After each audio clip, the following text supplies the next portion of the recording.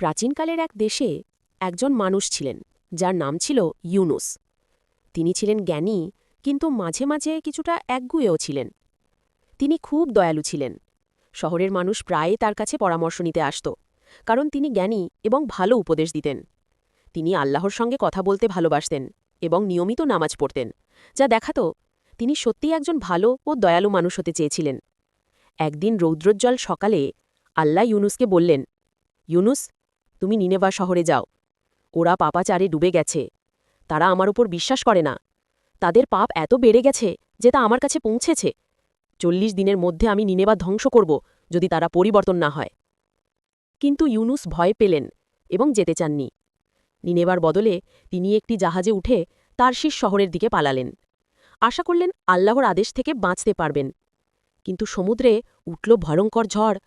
নাবিকরা আতঙ্কে পড়ল, ভাবতে লাগল কার জন্য এই বিপদ এসেছে।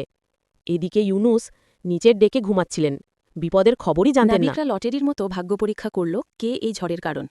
লটটি পড়ল ইউনুসের উপর। ইউনুস স্বীকার করলেন, আমি আল্লাহর আদেশ থেকে পালাচ্ছি। তিনি বললেন, আমাকে সমুদ্রে ফেলে দাও, তাহলেই ঝড় থেমে যাবে। অবশেষে তারা অনিচ্ছা সত্ত্বেও ইউনুসকে সমুদ্রে ফেলে দিল। অবাক করা বিষয়, সঙ্গে সঙ্গে ঝড় থেমে গেল। নাবিকরা বিস্মিত হয়ে আল্লাহর প্রতি বিশ্বাস স্থাপন করল। কিন্তু তখন ইউনুসকে এক বিশাল তিমি মাছ গিলে ফেলল। তিমির পেটের ভেতর ছিল অন্ধকার আর স্যাঁতসেঁতে জায়গা, এক অদ্ভুত ঘর।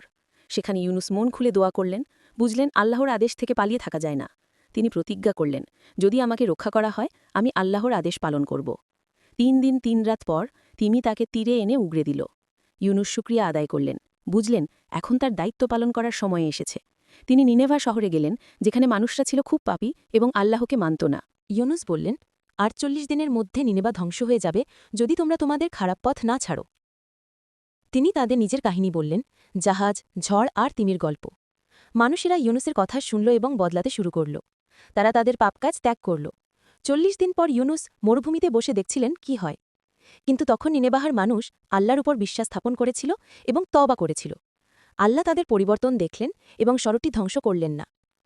নিনেবাহ বাঁচার পর ইউনুস কিছুটা রাগান্বিত হলেন। তিনি বুঝতে পারলেন না কেন আল্লাহ এমন একটি শহরকে ক্ষমা করলেন যেটা এত খারাপ ছিল।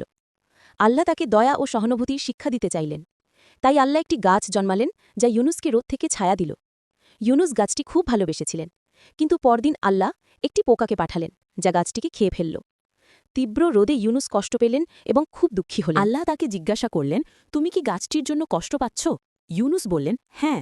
আল্লাহ বললেন, তুমি এক গাছের জন্য কষ্ট পাও, আর আমি নিনেভাহর সব মানুষ, শিশু এবং প্রাণীদের জন্য কষ্ট পাই। তারা ভুল করেছে, কিন্তু তাদেরও ভালো হবার একটা সুযোগ প্রাপ্য।